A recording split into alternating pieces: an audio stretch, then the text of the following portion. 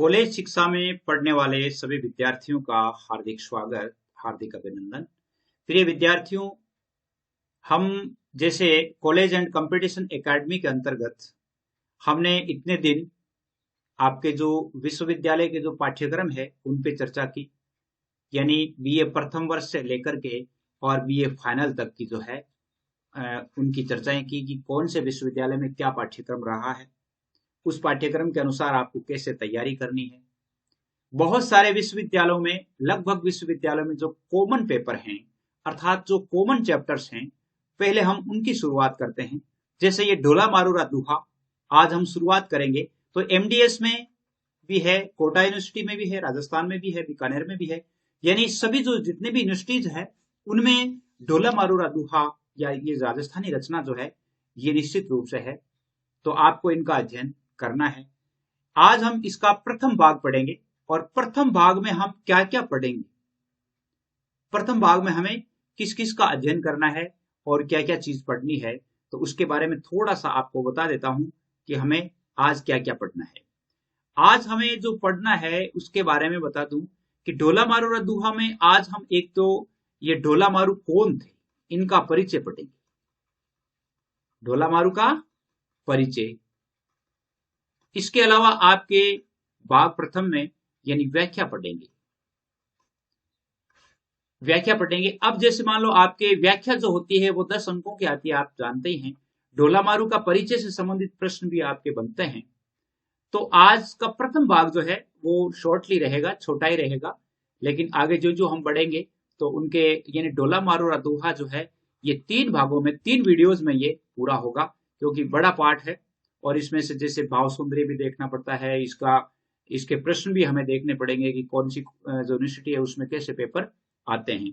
तो इनके संबंध में मैं ये चाहूंगा कि आप अच्छी तरह से याद करें। और वैसे आप यदि डिटेल में यदि पढ़ेंगे, यानी किसी भी पार्ट को या किसी भी जैसे बीए की क्लासेस है तो इनमें आप जब डिटेल में विस्तृत में पढ़ेंगे तो विस्तृत में पढ़ने का एक थोड़ा अलग ही जज्बा होता है, अलग ही उसका रुतबा होता है, उस विद्यार्थी को अच्छा नॉलेज भी होता है। तो हमें अच्छे तरीके से पढ़ना है। मैं ये चाहता हूं कि आपका संपूर्ण पाठ्यक्रम जो हिंदी साहित्य है यहां से शुरू करते हैं और हिंदी साहित्य की आज बीए प्रथम वर्ष की जो प्रथम क्लास है वो शुरू करते हैं, बीए फर्स्ट ईयर की, जो कि सभी विश्वविद्यालयों के लिए कॉमन है। तो आप इन्हें अवश्य पढ़ेंगे। पहले हम पढ़ेंगे ढोला मारू है क्या। देखिए, अपने यहाँ जो चैनल है इस चैनल पर आपके लिए जो व्हाट्सएप ग्रुप बनाए गए हैं, जैसे आप पहले से बहुत सारे विद्यार्थी जो है ग्रुप में भी हैं भी, और आप और भी बता देता हूं कि 9610208295 इन पर आपके लिए कॉलेज एंड कंपटीशन एकेडमी जो है इसमें आपके लिए कॉलेज की कक्षाएं भी होती है और एकेडमी की यानी जो कंपटीशन की कक्षाएं हैं वो भी अनवरत रूप से साथ साथ चलती है। तो इसके संबंध में आज हम पढ़ेंगे और यहाँ पर आपके व्हाट्सएप ग्रुप बनाए गए हैं, बॉयज और गर्ल्स के लिए अलग अलग बनाए गए हैं, तो आप इन पे अपना नाम ऐड करवा सकते हैं। निःशुल्क है, किसी प्रकार की कोई फीस नहीं है। राजस्थान के लगभग विश्वविद्यालयों को कवर करता हुआ आज हम पाठ्यक्रम की शुरुआत करते हैं। तो लगभग जो विश्वविद्यालय हैं उनमें आपके ये ढोला मारूरा दुहा अवश्य ही मिलेगा। इसे हम पढ़ते हैं, शुरुआत करते हैं। सबसे पहले जानते हैं कि ढोला मारू है क्या, यानी ढोला कौन था और मारू कौन थी। इसका परिचय थोड़ा सा अपन देख रहे हैं और वो देखते हैं कि क्या परिचय रहा है इसका। सबसे पहले देखिए ढोला मारूरा परिचय क्या है, कि ढोला मारूरा दुहा 11वीं शताब्दी में रचित एक लोक भाषा काव्य है। एक लोक भाषा काव्य है जो कौन सी शताब्दी में रची गई है, यानी 11वीं शताब्दी में रची गई है। और इसमें ये मूल रूप से दोहों में रचित है, दोहों में रचित है। इस कविता को या इस काव्य को 17वीं शताब्दी में कुशल राय वाचक ने इसमें कुछ चौपाइयां जोड़ करके इसको विस्तार दिया और इसके मूल लेखक है वो कवि कल्लोल माने जाते हैं। कौन माने जाते हैं? कवि कल्लोल है वो माने जाते हैं। इसमें राजकुमार ढोला, जिसको साल कमर कहा जाता है, उनका मूल नाम क्या है? साल कमर ढोला, और राजकुमारी मारवणी, उनकी प्रेम कथा का वर्णन है। ढोला और मारू इन दोनों की प्रेम कथा का वर्णन है। क्या प्रेम है उसके बारे में थोड़ा बता दूं आपको। ये राजस्थान की अत्यंत प्रसिद्ध लोक कथा है। इसके बारे में थोड़ा सा आपको बता देता हूं कि ढोला और मारू जो है इसके बारे में ये कहा जाता है, और इस कहानी को याद रख के और इस प्रेम कथा को याद रख के कहा जाता है कि सोरठियो दूहो बोलो भली मरवण री बात, सोरठियो दूहो बोलो भली मरवण री बात, जोबन छाई धन भली तारा छाई रात।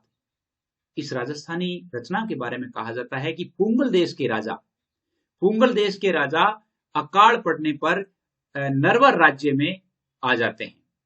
पुंगल देश के राजा है वो कहाँ आ जाते हैं? नरवर में आ जाते हैं, और यहां वह अपनी बेटी मारू का विवाह नरवर के राजकुमार ढोला से कर देते हैं। तो यानी ढोला का जो गांव है या ढोला है वो किस देश के थे? नरवर के थे।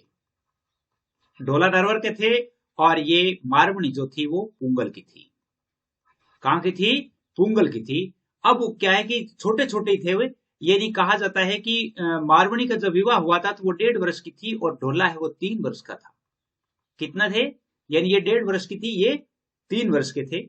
उसी समय उनका विवाह कर दिया गया, और उस समय ढोला की उम्र 3 वर्ष और मारू की उम्र है वो 1.5 साल थी। सुकाल आने पर, यानी वहां पर जब अकाल की छाया समाप्त हो गई थी, तब पुंगल का राजा परिवार सहित अपने महल में लौट जाता है।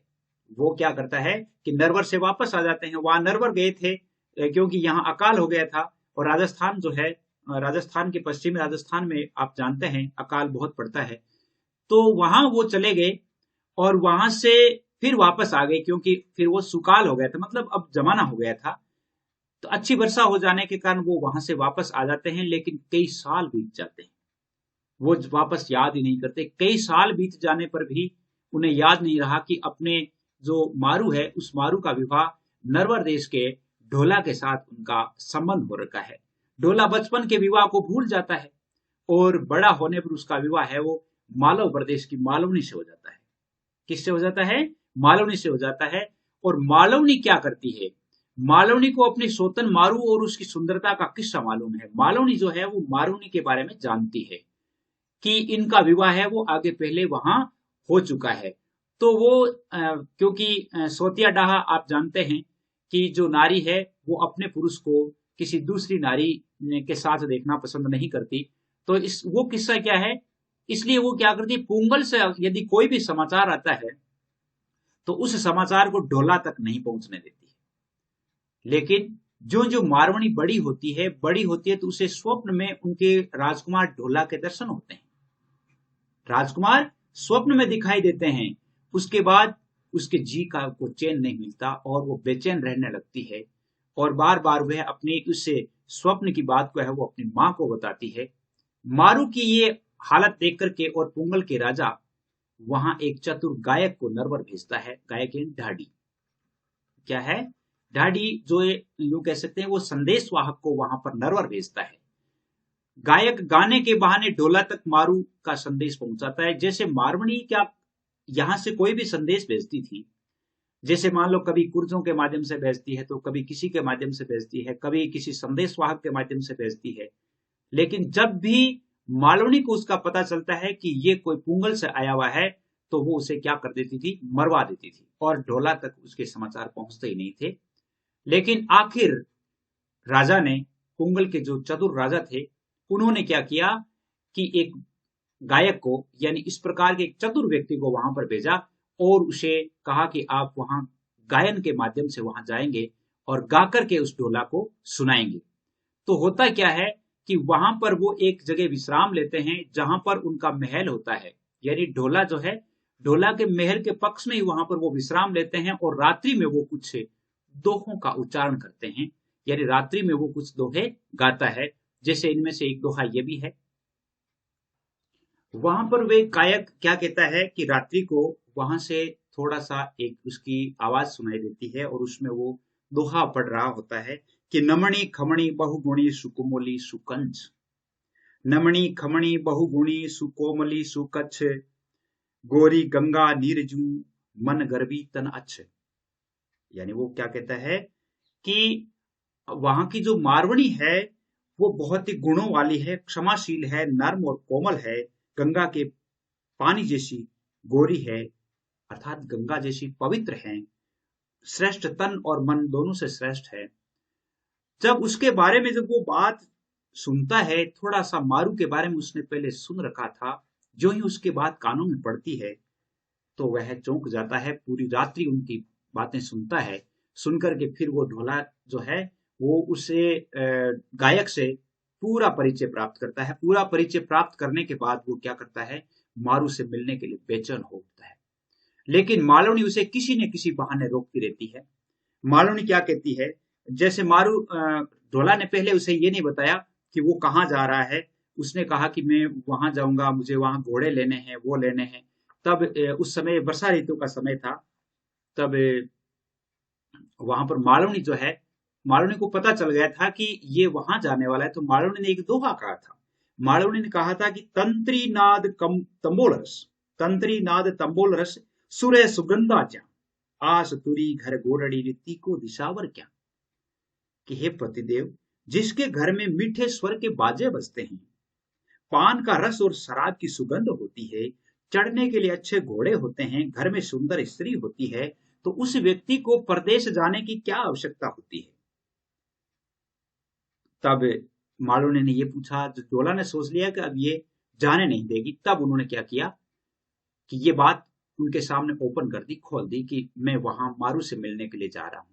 तब उन्होंने कहा कि नहीं, अभी तो वर्षा ऋतु है, इसमें मत जाओ, और वर्षा ऋतु में जाना ठीक नहीं है। फिर वो वर्षा ऋतु के लिए वहां रुक गए, और उसने कहा कि जो ही आपके शरद ऋतु आएगी, यानी शरद ऋतु आएगी तो शरद ऋतु में आप चले जाना। लेकिन शरद ऋतु आने पर भी वो उसे रोकती है। और शरद ऋतु के बारे में वो क्या कहती है कि अब शरद ऋतु, उस डोला ने कहा कि भाई अब शरद ऋतु आ गई है, तो अब मुझे जाना चाहिए, अब तो मैं जा सकता हूं।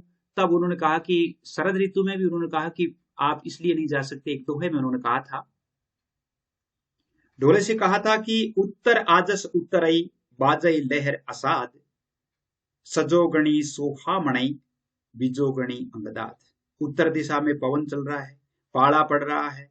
ऐसी ऋतु में संयोगनियों को तो सुख मिलता है, लेकिन वियोगनियों की जल करके राख हो जाती है। इसलिए ढोला जी आप वहां नहीं जाइए, इस ऋतु में छोड़कर नहीं जा सकते। तब ढोला ने देख लिया कि जब भी इसको नींद आएगी, मैं इसे सोते हुए छोड़ करके जाऊंगा।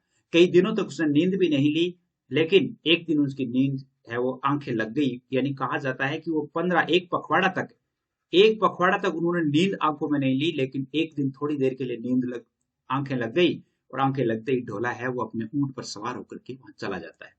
वहां मिलने के बाद ढोला मारू से मिलने के लिए तेज ऊंट पर सवार होकर जाता है, और मारू है वो ढोला को देख करके झूम उठती है।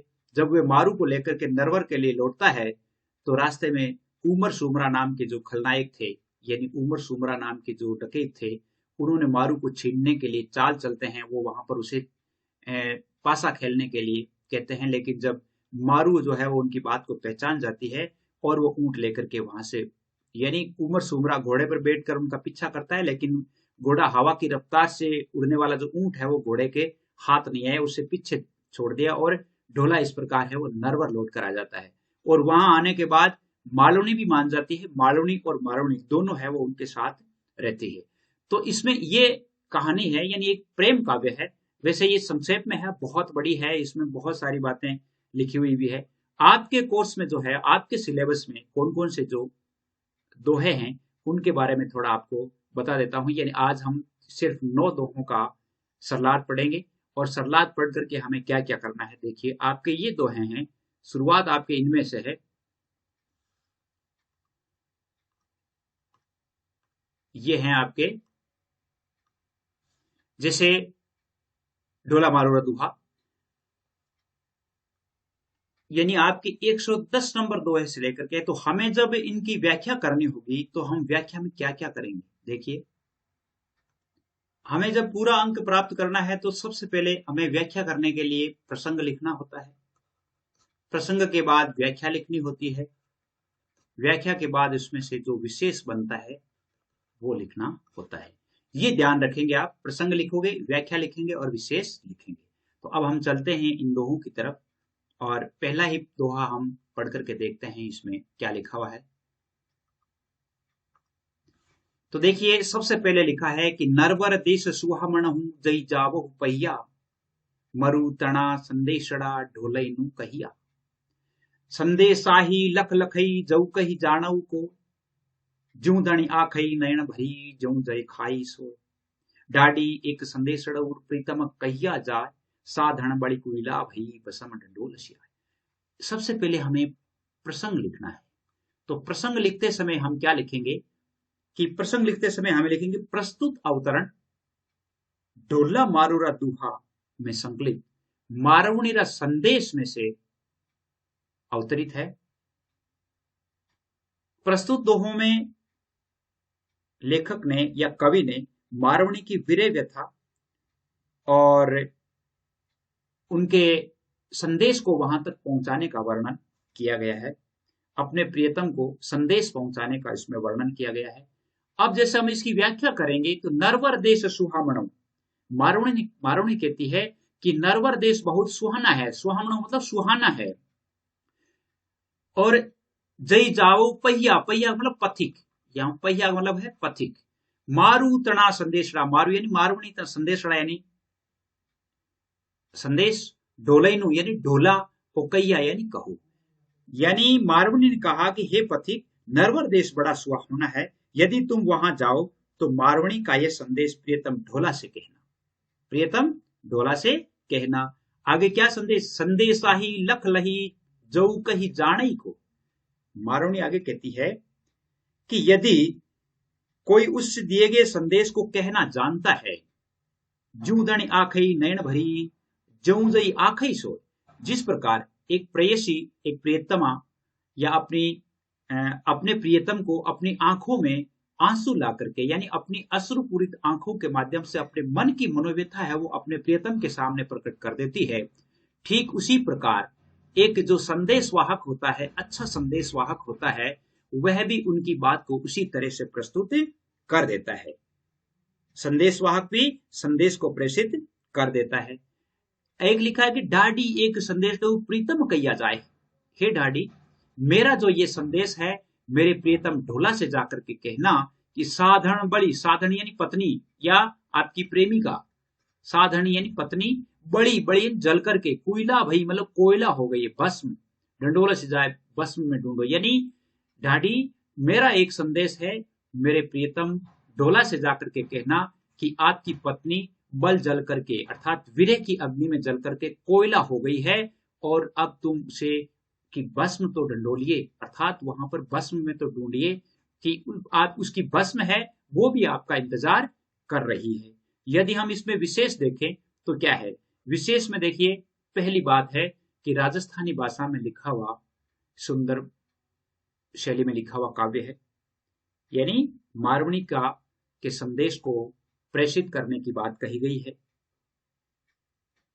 इन पंक्तियों में मारवणी के वाक्चातुर्य को प्रकट किया गया है, यानी किस प्रकार संदेश है वो भेजना है इसके बारे में बताया गया है, और राजस्थानी भाषा में लिखी हुई गेय शैली में लिखी हुई एक रचना है। तो यहां तक ठीक है। इसके बाद अगला देखिए, अगले जो दोहे हैं वो है आपके, देखिए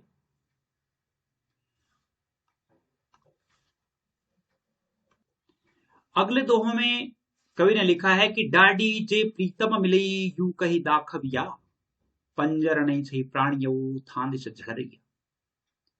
कि हे डाडी यदि मेरे प्रियतम ढोला आपको कहीं मिलते हैं तो आप उन्हें इस प्रकार जाकर कहिएगा कि पंजर नहीं छही प्राणियों, पंजर छही नहीं प्राणियों, पंजर मतलब अस्थि पंजर ढांचा, प्राणियों यानी प्राण, थांदी से जल रैया मतलब आपकी तरफ है वो झड़ रहा है।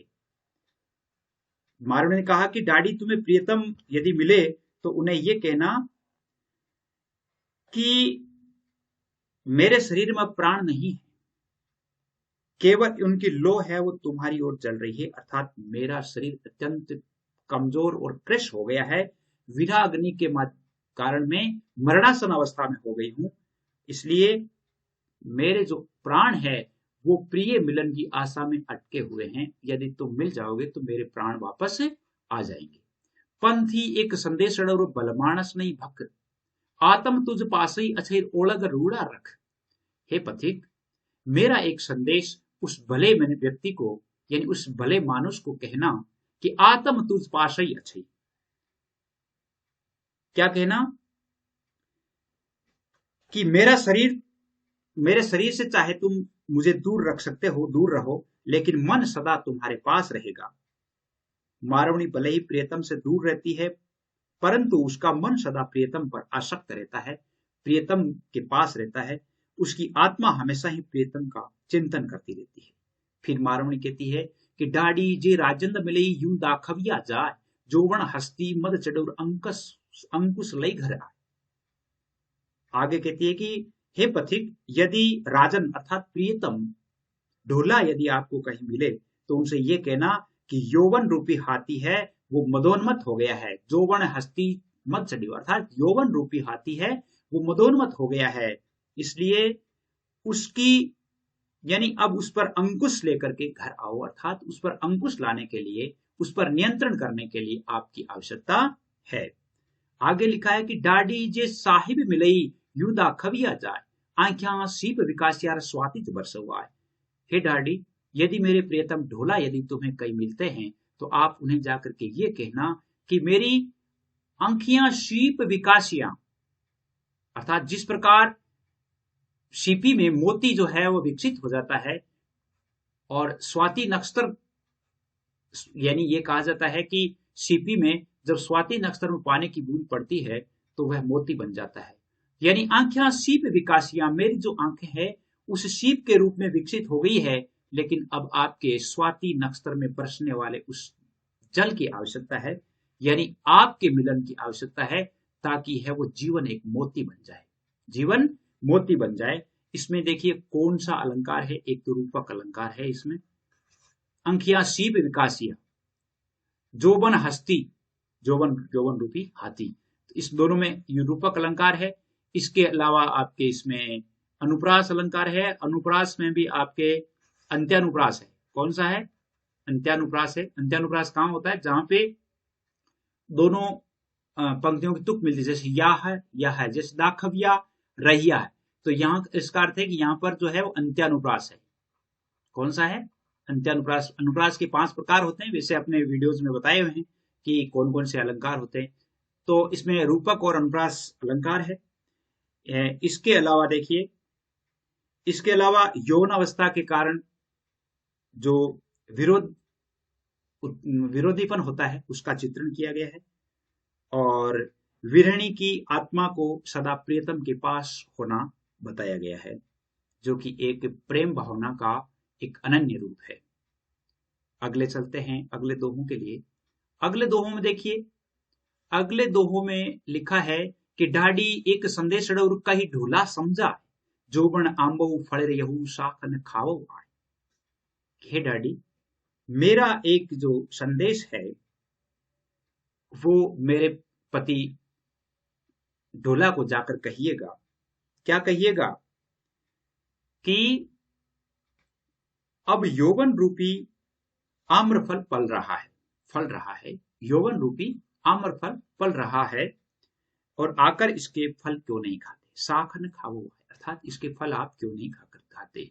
डाडी जय प्रीतम मिलेरी यूं दाखविया जाए, जोबन छत्र उपाड़ियर राजन बरसई खाए। इस दोहे में कहा है कि हे डाडी, यदि आपको मेरे प्रियतम ढोला मिलते हैं तो उनसे ये एक संदेश कहना कि यौवन ने छत्र उठाया है, हे राजन, आप उसकी छाया में आकर क्यों नहीं बैठते? डाडी जय प्रीतम मिले यूं दाखविया जाए, अर्थात उनसे जाकर के यौवन छत्र उपाड़ी, अर्थात यौवन ने छत्र उठाया है, छाता उठाया है, राजन बसैया, आप इसकी छाया में आकर के क्यों नहीं बैठ जाते? अर्थात इसका जो फायदा है वो क्यों नहीं उठाते? डाडी जय साहिब मिले यूं दाखविया जाए, जोवन कमल विकासी और भमरन बसैया। हे डाडी, यदि आपको मेरे प्रियतम ढोला कहीं भी मिलते हैं तो उन्हें जाकर के ये संदेश कहना कि यौवन रूपी कमल जो है वो विकसित हो गया है, और अब आप भ्रमर बन करके और इस यौवन रूपी कमल का आनंद पान करें, भ्रमर बन करके और इसका आनंद पान करें।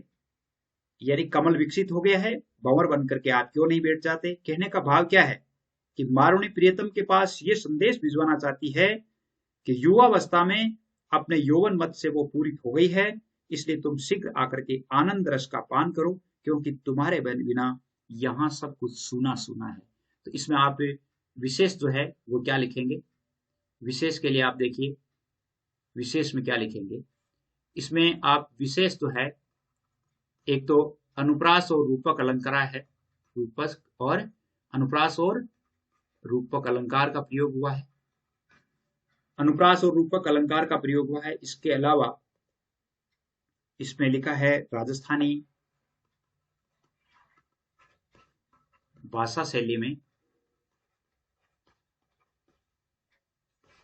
लिखा हुआ एक प्रेम काव्य है, जिसमें मारवणी के संदेश को व्यक्त किया गया है।